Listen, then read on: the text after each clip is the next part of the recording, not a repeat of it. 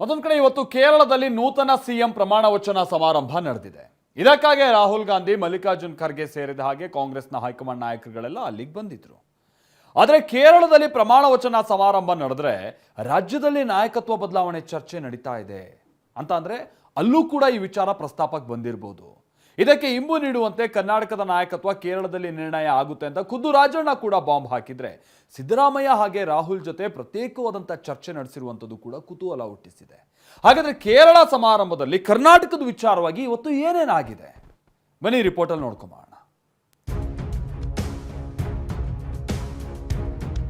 ಅಲ್ಲಿನೇ ಖರ್ಗೆ ಅವರು ಇರ್ತಾರೆ, ರಾಹುಲ್ ಗಾಂಧಿ ಅವರು ಇರ್ತಾರೆ, DK ಶಿವಕುಮಾರ್ ಇರ್ತಾರೆ. ಅಲ್ಲೇನೆ ಯಾಕೆ ಚರ್ಚೆ ಮಾಡಿರಬಾರ್ದು?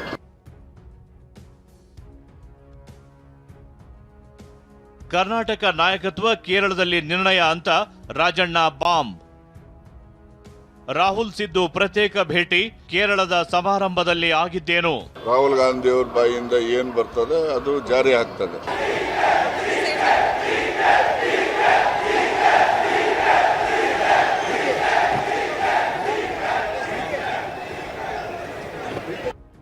ಕೇರಳದಲ್ಲೂ ಸಿಎಂ ಪ್ರಮಾಣ ವಚನ ಆಗಿದೆ. ಪಂಚರಾಜ್ಯ ಚುನಾವಣೆ ಮುಗಿತು. ಹೈಕಮಾಂಡ್ ನಾಯಕರು ನಿರ್ಧಾರ ಕೈಗೊಳ್ತಾರೆ ಅಂತ DK ಬಣ ನಿರೀಕ್ಷೆಯಲ್ಲಿದೆ. ಇಂಥ ಹೊತ್ತಲ್ಲೇ ಸಿಎಂ ಆಪ್ತ KN ರಾಜಣ್ಣ ಸ್ಫೋಟಕ ಹೇಳಿಕೆ ನೀಡಿದ್ದಾರೆ. ಕರ್ನಾಟಕದ ಮುಂದಿನ ನಾಯಕತ್ವ ಕೇರಳದಲ್ಲಿ ನಿರ್ಣಯ ಆಗಬಹುದು ಅಂತ ವಿಶ್ಲೇಷಿಸಿದ್ದಾರೆ. ಅಲ್ಲೇ 4-5 ಜನ ಕೂತ್ಕೊಂಡು ಒಂದು 5 ನಿಮಿಷದಲ್ಲಿ ಏನಾದ್ರು ಒಂದು ಅಭಿಪ್ರಾಯ, ರಾಹುಲ್ ಗಾಂಧಿ ಅವ್ರ ಬಾಯಿಯಿಂದ ಏನ್ ಬರ್ತದೆ ಅದು ಜಾರಿ ಆಗ್ತದೆ.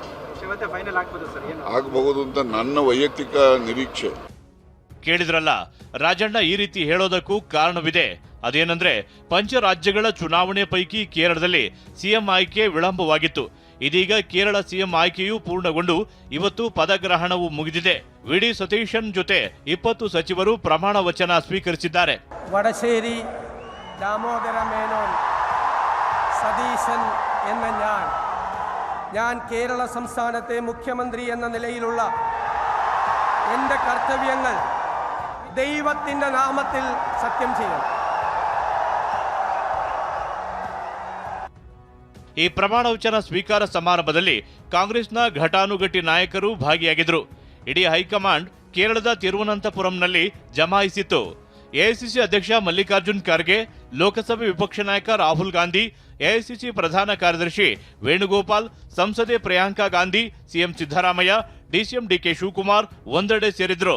ಹೀಗೆ ಒಂದೆಡೆ ಸೇರಿದ್ರಿಂದ ಸಹಜವಾಗಿಯೇ ಕರ್ನಾಟಕದ ಸಿಎಂ ಬದಲಾವಣೆ ವಿಚಾರ ಕೇರಳದಲ್ಲಿ ಆಗಬಹುದು ಅಂತ KN ರಾಜಣ್ಣ ವಿಶ್ಲೇಷಣೆ ಮಾಡಿದ್ದಾರೆ.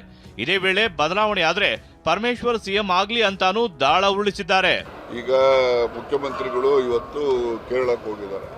ಸಿದ್ದರಾಮಯ್ಯನವರು ಅಲ್ಲೇ 3 ಗಂಟೆವರೆಗೂ ತ್ರಿವೆಂಡ್ರಮ್ನಲ್ಲೇ ಉಳಿತಾರೆ, ಹೌದಲ್ವಾ? ಅಲ್ಲಿನೇ ಖರ್ಗೆ ಅವರು ಇರ್ತಾರೆ, ರಾಹುಲ್ ಗಾಂಧಿ ಅವರು ಇರ್ತಾರೆ, DK ಶಿವಕುಮಾರ್ ಇರ್ತಾರೆ. ಅಲ್ಲೇನೆ ಯಾಕೆ ಚರ್ಚೆ ಮಾಡಿರಬಾರ್ದು? ಆಗಿರಬಹುದು ಅಂತ ಹೇಳಿ ಪ್ರಿಡಿಕ್ಷನ್. ಯಾಕೆಂದ್ರೆ 3 ಗಂಟೆವರೆಗೂ ಅಲ್ಲೇ ಇರ್ತಾರಲ್ಲ ಇವರು. 3 ಗಂಟೆವರೆಗೂ ಅಲ್ಲೇ ಇದ್ದು ಏನು ಮಾಡ್ತಾರೆ? ಮುಂದೆ ಸಿದ್ದರಾಮಯ್ಯನವ್ರು ಏನೋ ಬದಲಾವಣೆ ಆದರೆ ಪರಮೇಶ್ವರೇ ಮುಖ್ಯಮಂತ್ರಿ ಆಗಬೇಕು ಅನ್ನೋರು ನಾವು.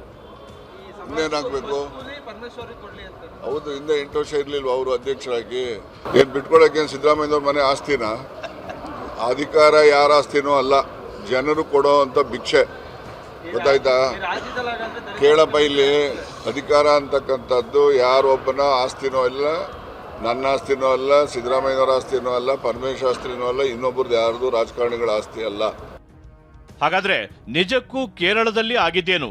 ಕರ್ನಾಟಕದ ನಾಯಕತ್ವದ ಬಗ್ಗೆ ಚರ್ಚೆ ಆಯ್ತಾ? ರಾಜಣ್ಣ ಹೀಗೆ ಹೇಳಿದ್ದೇಕೆ ಎಂಬ ಚರ್ಚೆ ಶುರುವಾಗಿದೆ. ಸಿಎಂ, DCM ಮತ್ತು ಹೈಕಮಾಂಡ್ ನಾಯಕರೆಲ್ಲ ಒಂದೆಡೆ ಸೇರಿದ್ದು ನಾಯಕತ್ವದ ಬದಲಾವಣೆ ಬಗ್ಗೆ ಮಾತುಕತೆ ನಡೆಸಿದ್ರ ಎಂಬ ಚರ್ಚೆ ಹುಟ್ಟು ಹಾಕಿದೆ. ಸಂಪುಟ ಪುನರ್ರಚನೆ, ನಾಯಕತ್ವದ ಬದಲಾವಣೆ ವಿಚಾರವಾಗಿ ಅನಿಶ್ಚಿತತೆ ಮುಂದುವರೆದಿದೆ. ಹೈಕಮಾಂಡ್ ಒಂದಲ್ಲ ಒಂದು ನೆಪ ಹೇಳಿ ಸಭೆ ಮುಂದೂಡುತ್ತಾ ಬಂದಿದೆ. ಇದೀಗ ಕೇರಳದಲ್ಲೂ ಸರ್ಕಾರ ರಚನೆ ಮುಕ್ತಾಯವಾಗಿದ್ದು ರಾಜ್ಯದಲ್ಲಿ ಬದಲಾವಣೆ ಚರ್ಚೆ ಗರಿಗೆದರಿದೆ. ಕೇರಳ ಸಿಎಂ ಪ್ರಮಾಣ ವಚನ ಸಮಾರಂಭದ ವೇಳೆ ಸಿಎಂ ಸಿದ್ದರಾಮಯ್ಯ ಪ್ರತ್ಯೇಕವಾಗಿ ರಾಹುಲ್ ಗಾಂಧಿಯವರನ್ನ ಭೇಟಿಯಾಗಿದ್ದಾರೆ. ಸಂಪುಟ ಪುನರ್ರಚನೆ ಮಾಡುವ ಮಾತುಕತೆ ನಡೆಸಲು ಮನವಿ ಮಾಡಿದ್ದಾರೆ. ಹೈಕಮಾಂಡ್ ನಾಯಕರ ಜೊತೆ ಬಹಳ ಸಮಯ ಕಾಲ ಕಳೆದಿರೋದ್ರಿಂದ ಕರ್ನಾಟಕದ ನಾಯಕತ್ವದ ಬದಲಾವಣೆ ಬಗ್ಗೆ ಮಾತುಕತೆ ನಡೆದಿರಬಹುದು ಅಂತ ಹೇಳಲಾಗ್ತಿದೆ. ಹೀಗಾಗಿಯೇ ರಾಜಣ್ಣ ಚರ್ಚೆ ಆಗಬಹುದು ಅಂತ ಊಹಿಸಿದ್ದಾರೆ. ಇದರ ನಡುವೆ ಸಿಎಂ ಡಿಸಿಎಂ ಎಂಟ್ರಿ ಆಗ್ತಿದ್ದಂತೆ ಜೈಕಾರವೂ ಮೊಳಗಿದೆ. ಈ ಬಗ್ಗೆ ಪ್ರತಿಕ್ರಿಯಿಸಿರುವ ಡಿಕೆ, ನಾನೇನು ಅಭಿಮಾನಿಗಳನ್ನ ಕರ್ಕೊಂಡು ಹೋಗಿಲ್ಲ, ಅಭಿಮಾನಿಗಳ ಘೋಷಣೆಗೆ ಬೆಲೆ ಕಟ್ಟಲು ಆಗಲ್ಲ ಎಂದಿದ್ದಾರೆ. ನೋಡಪ್ಪ, ಅಭಿಮಾನಿಗಳಿರ್ತಾರೆ, ಅವ್ರ ಅಭಿಮಾನ ನಾನು ಯಾರನ್ನೂ ಇಲ್ಲಿಂದ ಕರ್ನಾಟಕದಿಂದ ಯಾರೂ ಕರ್ಕೊಂಡು ಹೋಗಿಲ್ಲ.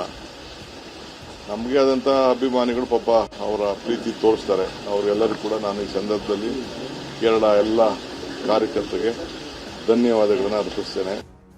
ಒಟ್ಟಾರೆ ಹೈಕಮಾಂಡ್ ನಾಯಕರ ಜೊತೆ ಸಿಎಂ ಡಿಸಿಎಂ ಬಹಳ ಹೊತ್ತು ಕಾಲ ಕಳೆದಿದ್ದಾರೆ. ಕೇರಳದಲ್ಲಿ ಸಮಾರಂಭ ಮುಗಿಸಿರುವ ಹೈಕಮಾಂಡ್ ರಾಜ್ಯ ಕುರ್ಚಿ ಸಮರಕ್ಕೆ ಕೈ ಹಾಕುತ್ತಾ ಅನ್ನೋದನ್ನ ಕಾದು ನೋಡಬೇಕು. ತುಮಕೂರಿನಿಂದ ಜಗದೀಶ್ ಜೊತೆ ಹರೀಶ್, ಟಿವಿ9 ಬೆಂಗಳೂರು.